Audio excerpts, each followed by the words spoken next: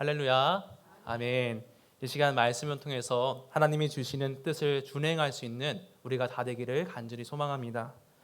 지난주 예배소서가 아니죠. 베드로후서 강해를 마치고 오늘부터는 매주 이 시간 이 수요 예배 때마다 정종택 목사님과 제가 교대로해서 우상에 대한 주제로 설교를 나누고자 합니다. 그런데 이 우상에 대한 주제에 대해서 구체적인 내용과 순서를 가지고 또 설교를 하고자 합니다. 이것에 대해서 이제 PPT를 보시기 바라겠습니다.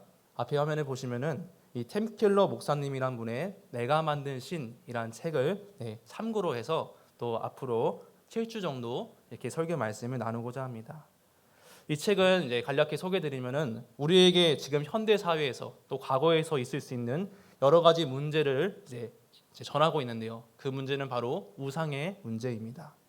이 순서의 제목을 말씀드리면은 내가 만든 신, 평생 수원이 있고요. 또 두 번째는 사랑, 돈, 또 네 번째 성취, 다섯 번째는 권력, 그리고 여섯 번째는 문화와 종교, 그리고 마지막은 결론으로 이렇게 맞춰지고 있는 것을 볼 수가 있습니다.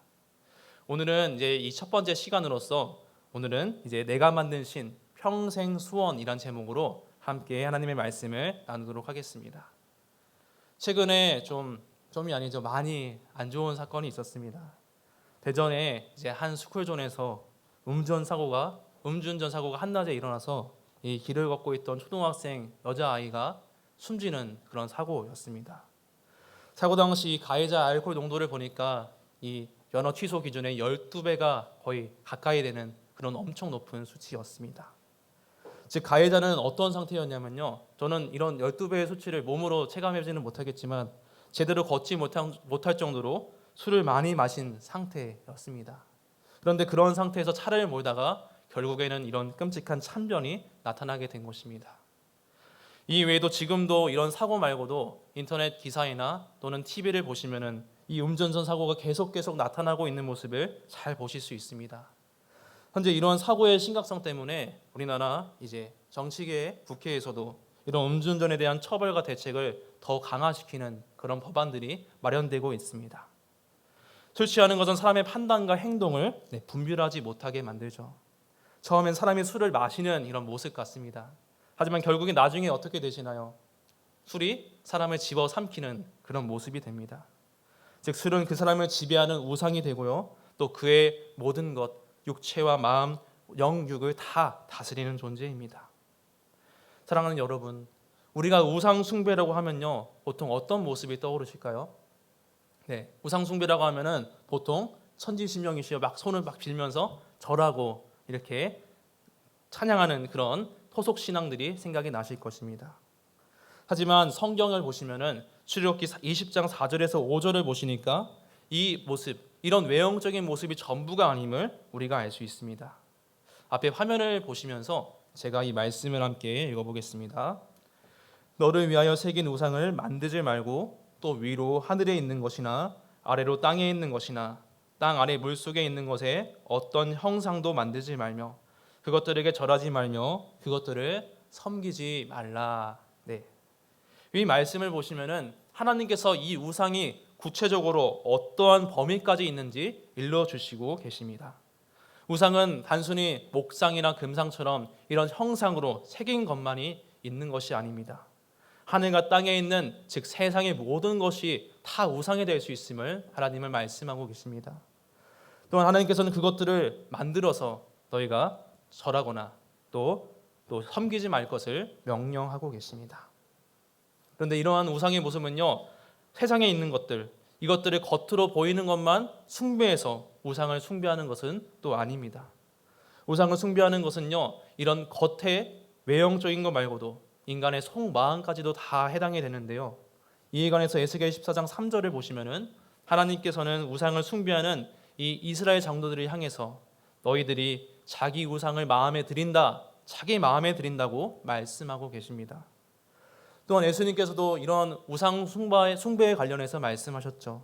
예수님께서 내 보물이 있는 곳에 어떤 것이 있다고 말씀하셨습니까? 바로 마음도 있다라고 말씀하셨습니다. 그러면서 주님은 두 주인을 너희가 섬길 수 없다고 하셨죠. 따라서 우상 숭배는 겉으로만 보이는 이런 외형적 형상에만 있는 것이 아니라 그 사람의 마음까지도 다 지배하고 있는 것입니다. 즉 우상 숭배하는 것은 내 몸만 숭배하는 것이 아니라 내 마음까지도 그 우상을 향해서 다 드리는 것이죠. 사랑하는 성도님들, 누구나 사람은 자기 마음을 다해서 이루고자 하는 각자의 갈망이나 꿈이나 소원들이 있을 것입니다. 간혹 이런 질문에 관해서 우리 어떤 학생들이나 아이들은 저는 아직 꿈이 없는데요, 저는 아직 소원이 없는데요, 이렇게 말하는 아이들이 있을 것입니다. 하지만 그 아이들의 내면 속에서도 아직 말은 하지 못했지만 깊숙이 그런 마음이 있을 것입니다. 나는 행복하고 싶다. 결코 불행하고 싶은 사람은 단 한 사람도 있지 않습니다.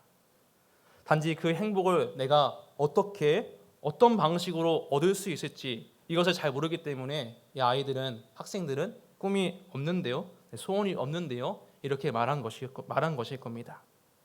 즉 사람은 누구나 이 행복이란 소원이 있고요, 사람은 자기 마음을 들여서 자기 마음을 다해서 자신의 행복을 추구하고 있습니다. 그런데 문제는요, 이 행복이 과연 어떤 것일까 하는 점입니다. 세상에서 사람은 각자의 행복이 다 그 가치관이 다를 것입니다. 제가 아까 방금 음주운전 그런 얘기를 드렸는데요, 어떤 사람은 술에 취하는 것이 자신의 행복이라고 생각합니다. 그런데 이 행복이 어떻게 될까요? 방금 사고처럼 다른 사람의 행복을 빼앗아가는 그런 불행으로 만들 수 있는 자신의 행복인 것입니다. 즉 이거는 사실 행복이 아닌 것이죠.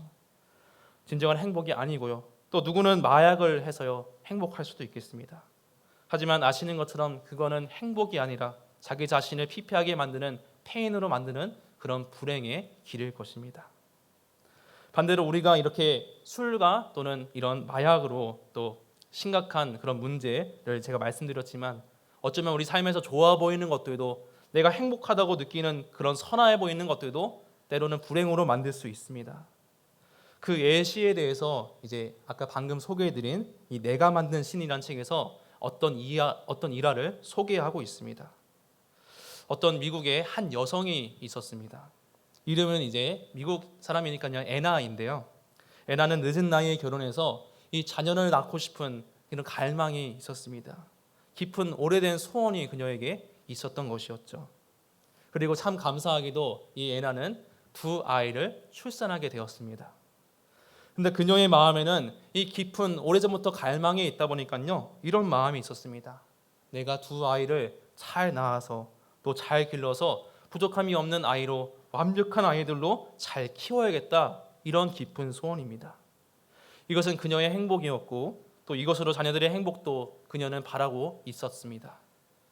하지만 이런 그녀의 소원은요 아이들을 점점 양육하면서 가정을 불행하게 만들었습니다. 왜냐하면 자신의 그런 강박 때문에, 아이들을 통제하고 또 과도하게 보호하는 그런 마음 때문에, 깊은 소원 때문에요 지나친 통제와 보호로 이 자녀들이 학교에 적응하지 못하고 또 엄마를 향해서 분노하게 되었다라고 소개를 하고 있습니다. 여러분, 이 엄마는 우리가 겉으로 볼 때는 어떤 엄마일까요? 그렇지 않은 엄마보다는 훨씬 낫습니다. 자녀들을 잘 케어해주고 또 보살펴주는 엄마가 그냥 방치하는 엄마보다는 나을 것 같습니다. 엄마는 참 이 아이들을 사랑하는 엄마이죠. 사랑은 나쁜 것이 아닙니다. 하지만 그녀의 문제는 자기 자식을 너무 사랑한 나머지 이 자녀가 자신의 우상이 되었다라는 것입니다. 이 졸지의 자식들은 어떤 입장이었을까요? 엄마가 구하는 자신의 그 엄마의 평생 소원을 내가 만족시켜주는, 다 해결해 주어야 하는 그런 신의 입장이 이 자녀들은 되었던 것입니다. 바로 엄마의 우상이 졸지의 자식들이 되었던 것이죠. 하지만 자녀가 여러분 어떻게 이 부모의 그런 마음, 소원들을 다 채워줄 수 있을까요? 그럴 수 없겠죠. 하지만 방금 소개된 애나의 모습은 자녀들은 나에게 완전히 행복을 가져다 줄 수 있는 그런 우상으로 숭배하였습니다. 그래서 그녀에게는 이 자녀가 어떤 모습일까요? 바로 우리가 계속 나눌 이 책의 제목처럼 내가 만든 신, 바로 내가 만든 신이 된 것입니다. 세상의 모든 것이 우상이 될 수 없다고 한 것처럼, 될 수 있다고 한 것처럼 우리 삶에는 하나님 말고도 다른 것이 내가 만든 우상, 내가 만든 신이 될 수도 있습니다. 아까 예시처럼 자녀를 위하는 그런 언뜻 보기에는 좋아 보이는 것들도요 사실은 우상이 될 수도 있는 것입니다. 설령 우리는 그것을 우상으로 인식하지 못할 수도 있습니다. 하지만 그것이 내 마음의 평생 소원, 그게 없이는 난 살아갈 수 없다는 그런 마음이 있다면 그것이 바로 나의 우상인 것이죠. 성도 여러분, 우리에게는 이런 내가 만든 신을 마음에 두고요, 내 평생의 소원을 두어서 하나님만을 의지하지 못할 때, 그분만을 믿지 못할 때가 있습니다. 이런 우리의 마음에는 하나님과 함께하는 그 마음, 그 믿음과 동시에 또 우상을 섬기는 그런 가짜 믿음이 있는 것이죠. 하지만 호세아 10장 2절을 보면요, 이런 두 마음에 대해서 성경은 이렇게 증거를 합니다. 우리 호세아 10장 2절 말씀을 함께 읽겠습니다. 그들이 두 마음을 품었으니 이제 벌을 받을 것이라. 하나님이 그 제단을 쳐서 깨뜨리시며 그 주상을 허시리라. 아멘. 사랑하는 성도 여러분, 하나님께서는 두 마음을 품지 않기를 원하십니다. 우리가 하나님만을 섬기는 한 마음을 요구하고 계신 것입니다. 그러므로 우리도 이 말씀을 따라서 두 마음이 아니라 바로 한 마음, 하나님만을 섬기는 그 마음이 있어야 할 줄 믿습니다. 오늘 본문은 하나님의 말씀에 순종해서 아브라함이 이삭을 번제로 바치려고 했을 때 이삭 대신에 준비된 순양이 번제로 드려지는 이 말씀입니다. 이 본문의 내용을 사실 웬만한 여기 나오신 분들은 이미 익히 잘 알고 계실 것입니다. 성경에서 이제 유명한 본문들 가운데 하나, 바로 이 사건을 뽑고 있습니다. 그런데 우리는 아브라함이 이런 일을 왜 겪어야 했는지 그렇게 많이 고민해 보지는 않았을 것 같습니다. 왜 그가 믿음의 조상이고 그래도 다른 어떤 사람보다도 잘 믿음으로 살아갔던 것 같은데 왜 이런 일을 겪어야 했을까? 고민하지 않을 수가 없을 것 같습니다. 그 이유에 대해서 이제 본문 1절을 보시면요, 화면을 함께 보시기 바라겠습니다. 본문 1절을 보시면 하나님이 아브라함을 시험하시려고 그를 부르셨다라고 말씀합니다. 이 시험이란 말은요, 히브리어로 나사라는 말인데요, 나사가 이제 사람을 주어로 사용할 때는 하나님을 시험한다는 이 부정적인 의미가 있습니다. 또한 이 부정적인 의미로 관련해서는 사탄, 이 마귀가 사람을 시험할 때 이런 시험의 의미, 부정적인 의미가 사용됩니다. 마귀는 어떻게 사람을 부정적으로 시험할까요? 바로 죄에 빠지기 위해서, 미혹에 빠져서 하나님을 믿지 않게 만들기 위해서 그는 미혹의 시험을 행하는 것입니다. 그래서 예수님께서도 신약에서 보시면 광야에서 이런 사탄의 시험을 받으신 것을 우리는 잘 볼 수가 있습니다. 반면에 이 시험에 대해서는 이 밑에 있는 것처럼 긍정의 의미도 있죠. 긍정의 의미를 보시면은 하나님께서 자신을 경외하는 그 사람을 보시기 위해서, 그 사람의 경외를 입증하시기 위해서 이 긍정의 시험을 사용하고 계십니다. 그래서 우리는 이 시험, 하나님이 아브라함에게 행하시는 시험은 어떤 시험일까요? 바로 밑에 두 번째, 이 긍정의 시험인 것을 잘 볼 수가 있습니다. 하나님의 시험은요, 아브라함을 괴롭히기 위해서 했던 것이 아닙니다. 진정으로 아브라함이 하나님을 경외하는지 그것을 보시기 위해서, 그것을 알기 위해서 이 시험을 행하신 것이죠. 다시 말해 그가 무엇보다도 다 하나님을 사랑하는지 알기 위해서 이 시험을 행하신 것입니다. 그래서 그 결과, 이 시험의 결과는 어떻게 되었습니까? 우리가 보시는 것처럼 시험을 통과한 아브라함에게 이제야 내가 하나님을 경외하는 줄을 안다, 이렇게 하나님은 말씀하셨습니다. 그런데 우리가 이 말씀을 보시면 이제야 내가 하나님을 경외한 줄 아노라, 무언가 하나님께서 이 시험을 치르신 것이 하나님이 시험의 결과를 알지 못해서, 하나님이 정말로 아브라함의 마음을 알지 못해서 내가 이제 안다라고 말하는 그런 느낌이 듭니다. 하지만 그런 것이 아닌데요, 제가 열왕기상 8장 39절을 읽어보겠습니다.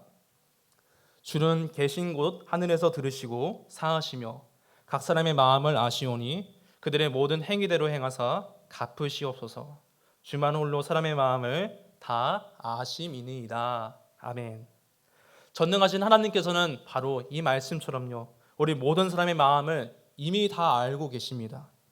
그렇다면 여러분, 하나님께서는 이 아브라함의 마음을 이미 다 알고 계신데도 불구하고 왜 그에게 시험을 주신 것일까요? 우리가 이제 학교에서 보면은 학생들이 학교에서 이제 시험을 칩니다. 그런데 이 학생들이 시험을 치르는 이유는 배운 내용을 잘 습득하고 좋은 결과를 얻기 위해서 이 시험을 보는 것입니다. 바로 학생들의 유익을 위해서 이 시험을 보는 것이죠.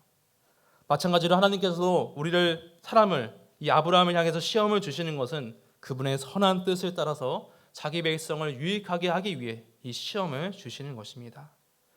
이 말씀과 관련해서 사사기 2장 22절 말씀을 우리 함께 읽어보겠습니다. 시작.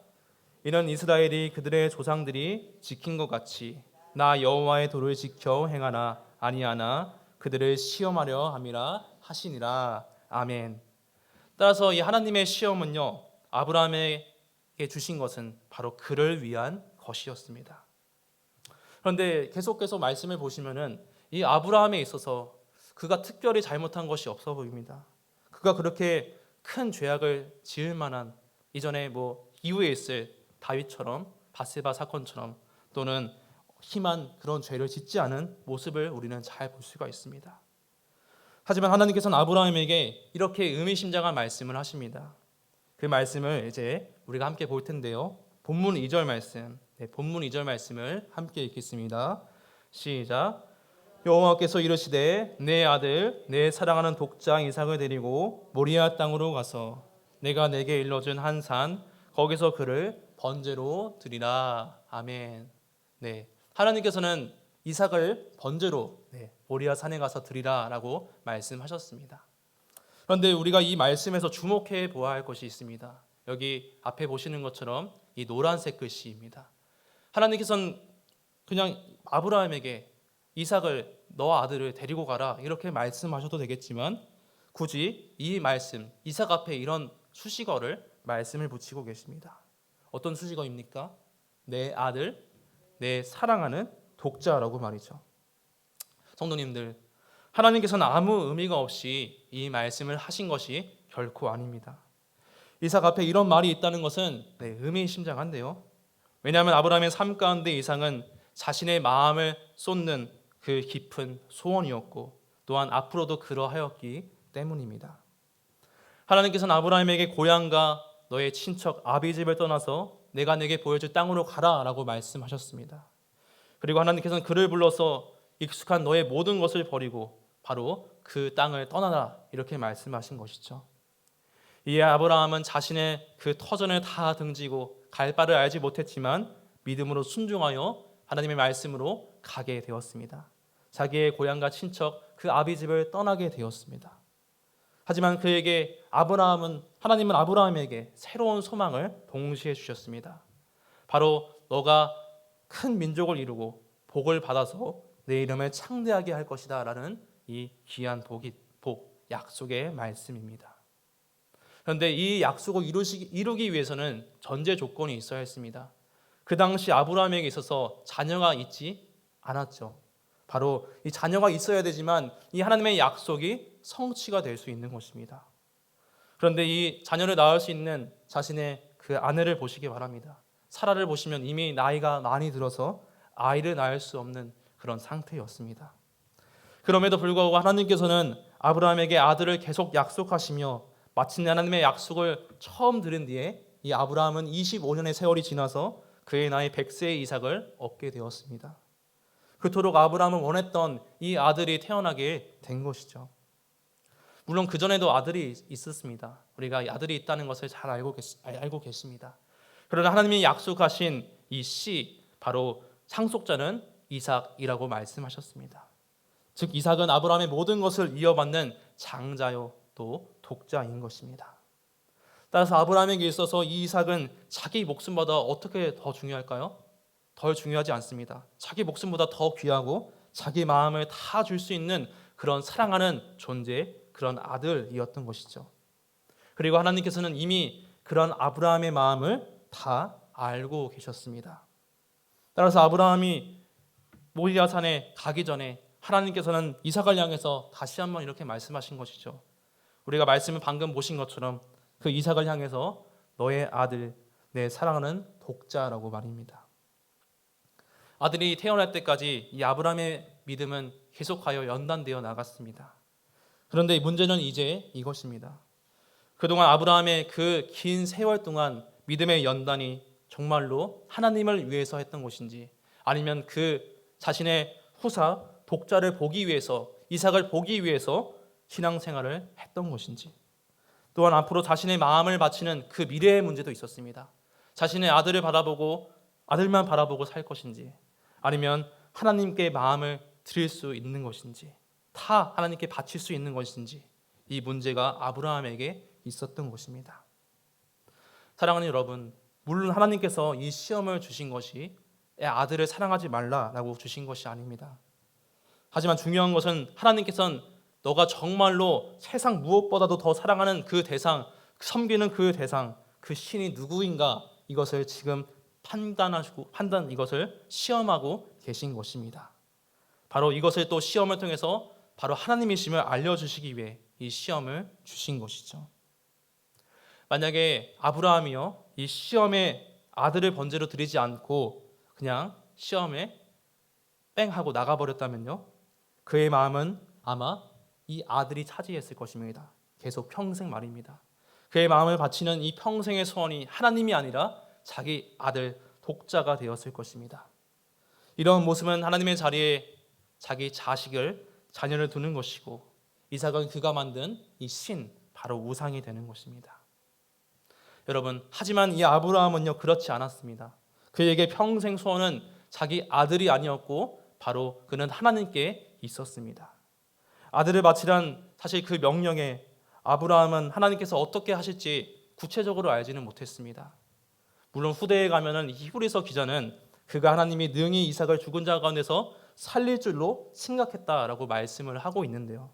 하지만 아브라함은 그렇게 믿었지만 그 방법에 대해서 어떻게 살릴지에 대해서는 구체적으로 알지 못했습니다. 하지만 그는 하나님은 선하시고 그 선한 하나님은 반드시 약속을 이루시는 분임을 신뢰했습니다. 그는 그 믿음으로 모리아 산에 가기 전에 또 종들에게 의미심장한 말을 전합니다. 우리 본문 5절 말씀을 함께 읽겠습니다. 시작. 이에 아브라함이 종들에게 이르되 너희는 나귀와 함께 여기서 기다리라. 내가 아이와 함께 저기 가서 예배하고 우리가 너희에게로 돌아오리라 하고. 아멘. 모리아 산을 떠나기 전에 이 자기의 종들과 이삭과 아브라함은 같이 길을 떠나게 되었죠. 그런데 이 모리아 산에 갈 때는 자기 자녀와 단둘이 가게 되었습니다. 그런데 그 모리아 산에 떠나기 전에 자기 종들에게 이렇게 이야기를 합니다. 내가 아이와 함께 저기 모리아 산에 가서 예배 드리고 우리가 바로 너희에게 다시 돌아온다라고 말입니다. 이 마음, 이 말 속에 아브라함의 믿음을 우리는 살펴볼 수 있습니다. 즉 아브라함은 내가 하나님의 방법을, 그 선하신 방법을 다 알지는 못할지라도 반드시 그분은 이 아이를 다시 살리시고 그를 구원하신다는 그 믿음이 이 아브라함에게 있었던 것입니다. 그리고 아브라함은 하나님께서 말씀하신 그 선하신 약속을 굳게 믿고 이러한 말을 했던 것이죠. 이제 아브라함은 이 믿음을 통해서 믿음을 가지고 시험의 장소인 모리아산으로 올라가게 되었습니다. 이때 이삭과 함께 가게 되었는데 이삭과 함께 불과 나무가 있었죠. 그런데 이삭은 이제 아빠에게 묻게 됩니다. 아버지, 이 번제물은 어디 있냐고. 저기 불과 나무는 있는데 말입니다. 하고 말이에요. 이에 대해서 아브라함은 하나님께서 자기를 위하여 친히 준비한다고 하시며 하나님을 향해 그의 마음이 온통 집중되어 있는 것을 볼 수가 있습니다. 그리고 이제 이삭을 잡고자 할 때 하나님은 그가 자신을 경외함을 인정하시며 준비한 순양으로 이삭을 대신해 번제를 드리게 하십니다. 사랑하는 성도 여러분, 우리 삶에는 내 마음을 이런 이삭처럼 흠뻑 다 줄 수 있는 그런 존재들이, 어떤 대상들이 있으실 것입니다. 오늘 말씀처럼 우리 나오신 성도님들은 대개 부모님들이십니다. 그렇기 때문에 그 이삭이 나의 자녀가 될 수도 있습니다. 또한 이제 학생들 같은 경우에는 나의 학업, 공부가 될 수도 있을 것입니다. 또 청년들에게 있어서는 또 남자친구나 여자친구, 연인이 될 수도 있습니다. 또한 일을 하고 있는 이 사회인들에게는 돈과 명예를 더 추구하는 그런 마음이 될 수도 있습니다. 우리는 각자 이런 내가 만든 그런 우상을 한 가지 이상은 가지고 있을 것입니다. 이것이 하나님의 뜻에 어긋난 불법이 사실 아니라면 이삭을 가지는 것 자체가 사실은 그것 자체는 문제가 아닙니다. 우리가 살아가기 위해서는 돈도 필요하고요, 또한 명예도 필요하고 또한 내 사랑하는 자녀를 잘 보살펴야 되고 또한 열심히 공부도 해야 됩니다. 이것 자체가 문제가 되지는 않습니다. 하지만 중요한 것은 그 이삭이 내가 만든 그런 우상 신이 되어서 그것이 하나님의 자리를 차지하고 있다면 그것이 바로 문제인 것입니다. 성도 여러분, 우리의 삶에도 오늘 아브라함 같은 이 시험이 찾아올 수도 있습니다. 또 찾아옵니다. 예를 들어서 이런 예시를 좀 들어볼 수가 있겠습니다. 어떤 사람이 이제 회사에서 열심히 다니고 있었습니다. 네, 열심히 근속을 하고 있었죠. 그런데 이 회사는 그런 그의 공적을 보고 승진을 시켜주고 너의 봉급에서 2배를 내가 인상시켜주겠다라고 회사에서 제안을 하게 됩니다. 그런데 전제 조건이 있습니다. 월 2번 이상은 지금 주일에 예배에 나오지 못하고 월 2번 이상은 꼭 회사에서 살아야 한다라는 것입니다. 근무를 해야 한다는 것이죠. 만약에 이런 제안을 여러분이 받는다면 어떤 선택을 하시겠습니까? 금전의 손해를 감수하고 주일 예배를 지킬 것인지 아니면 그렇지 않은지 말입니다. 이제 후자의 선택에 대해서 합리적인 이유를 댈 수 있습니다. 매주도 아니고 월 2번인데요. 이렇게 하면서 말이죠. 그리고 더 많은 제가 2배 이상의 봉급을 받으니까 그 돈으로 11조 더 많이 낼 수도 있고요. 또 헌금도 더 많이 할 수 있는데 이렇게 반문을 제기할 수도 있을 것입니다. 하지만 하나님께서 기뻐하시는 일은 우리가 무엇을 많이 드리고 살아가는 것이 아니라 나 자신을 하나님께 드리고 사는 것입니다. 그래서 로마서 12장 1절은 이렇게 선포하고 있습니다. 우리 말씀을 함께 읽어보겠습니다. 시작. 그러므로 형제들아 내가 하나님의 모든 자비하심으로 너희를 권하노니 너희 몸을 하나님이 기뻐하시는 거룩한 산 제물로 드리라. 이는 너희가 드릴 영적 예배니라. 아멘. 아브라함에게 있어서 이삭은 자기보다 사실 더 자기 목숨보다 소중한 그런 귀한 아들이었습니다. 하지만 그는 이삭을 드렸습니다. 그리고 순양의 이삭을 대신해서 번제물이 되었죠. 하지만 겉으로 보기에는 이 번제물이 죽은 것 같지만 후대에 또 히브리서 기자에 따르면은 아브라함은 그 외아들을 드렸다라고 선포합니다. 즉 이 사실을 통해서 우리는 아브라함이 자신의 그 갈망하는 소원을 다 내려놓고 바로 하나님께 온 마음을 다해서 자신을 드렸다는 것을 잘 볼 수가 있습니다. 사랑하는 여러분, 아들을 바치려고 한 시험은 사실 인간적인 방법으로 인간적인 생각으로 어떻습니까? 도저히 답이 없는 그런 시험입니다. 시험에 가는 것조차 이 시험을 치르는 것조차 사실 말이 되지가 않습니다. 하지만 아브라함은 하나님의 방법이 무엇인지 정확히 알지는 못했지만 하나님은 분명히 선하시고 반드시 선하게 일하시고 선하신 계획을 따라 그 선한 약속을 이루신다는 것을 믿고 또 말씀에 순종하였습니다. 아브라함은 그 믿음을 따라서 도망치지 않았고요. 시험의 장소 모리아 산으로 올라갔습니다. 그리고 그 시험에서 이삭을 드림으로 하나님께서 바로 내 평생 내가 섬기는 바로 하나님이시요 내 평생의 갈망이요 소원이요 내 전부임을 드러냈습니다. 성도 여러분, 우리의 삶 속에 이삭처럼 나에게 만족을 주는 어떠한 대상들이 있을 것입니다. 우리 마음에 그것은 오늘 주제처럼 내가 오래 바라고 깊이 갈망하는 소원이 될 수도 있습니다. 하지만 여러분, 지금 내가 갈망하는 그 바람 혹은 소원들이 있다면 하나님이 아니라 다른 그런 소원들이 있다면요, 돌아보시기 바랍니다. 혹시 그것이 하나님의 자리를 차지하고 있지 않는지, 혹시 그것이 내가 만든 신이 아닌지 우상이 아닌지 말입니다. 우리는 이렇게 자부할 수 있고 또 하나님께 고백할 수 있어야 됩니다. 하나님, 제가 지금 우상으로 삼고 있고 또 너무나 사랑하고 있는 이것 하나님이 다 가져가셔도 제가 이것을 다 버려도 저는 살아갈 수 있습니다. 하나님, 저는 하나님만으로 살아갈 수 있습니다. 바로 이 고백이 우리에게 있어야 할 것입니다. 하나님이 부르시는 시험에 대해서 우리는 아브라함처럼 나의 이 이삭을 내려놓고 믿음으로 행하여 너가 나를 경외한다는 이 하나님의 말씀, 그 선하신 인정을 다 받아야 될 줄 믿습니다. 이제 설교를 맺도록 하겠습니다. 우리 삶에는 하나님보다 내 마음을 차지하고 내 평생의 소원으로 삼는 것이 있을 수 있습니다. 하지만 그것은 나를 지배하는 것이고요, 내가 만든 우상이요 내가 만든 신입니다. 그것이 하나님의 자리를 차지하고 있다면 우리는 그것을 내려놓을 수 있어야 합니다. 하나님께서는 선한 뜻으로 자기 백성을 위해서 우리 삶의 아브라함 같은 이 시험을 주십니다. 이 시험을 통해서 하나님은 우리가 하나님의 내 평생 소원이요, 나의 갈망이요, 나의 하나님이요, 내가 그분만으로 살 수 있습니다라고 고백할 수 있도록 우리를 도우시고 계십니다. 하나님이 내 평생의 소원이 될 때 세상 무엇보다 하나님을 사랑하는 자에게는 바로 진정한 주님이 주시는 행복이 있습니다. 우리 끝으로 신명기 10장 12절과 13절 말씀을 함께 읽겠습니다. 시작. 이스라엘아, 내 하나님 여호와께서 내게 요구하시는 것이 무엇이냐? 곧 내 하나님 여호와를 경외하여 그의 모든 도를 행하고 그를 사랑하며 마음을 다하고 뜻을 다하여 내 하나님을 여호와를 섬기고 내가 오늘 내 행복을 위하여 내게 명하는 여호와의 명령과 규례를 지킬 것이 아니냐. 아멘.